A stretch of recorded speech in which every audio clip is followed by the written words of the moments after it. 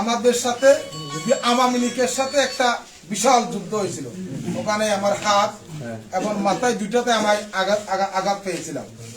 আমার কথা হচ্ছে আওয়ামী লীগের চেয়ে ভয়ঙ্কর হচ্ছে জামাত ইসলাম। আওয়ামী লীগ আমাদের উপর অসংখ্য অত্যাচার নির্যাতন করেছে, এতে কোনো সন্দেহ নাই, ঠিক আছে, কিন্তু তার চেয়ে মারাত্মক এই ভোট বাহিনী।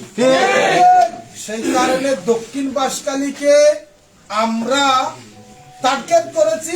আমাদের আগামী গত ইতিহাস যা ছিল, বিএনপি দক্ষিণ বাঁশখালীতে গত যে সমস্ত নির্বাচন হয়েছে, ওই নির্বাচনে জাতীয়তাবাদী দলের প্রার্থী জাফর ইসলাম চৌধুরী যে পরিমাণ ভোট পেত, এখন তারুণ্যের ভোট সহ যোগ করে আমাদেরকে তার চেয়ে বেশি ভোট পেতে হবে। যদি কেউ আমাদের দলের বিপক্ষে বলে, আমাদের নির্বাচন অর্থাৎ দামের শীষের বিপক্ষ বলে, আমি মনে করবো তারা কোনোদিন জাতীয়তাবাদী দলের কর্মী ছিলেন না।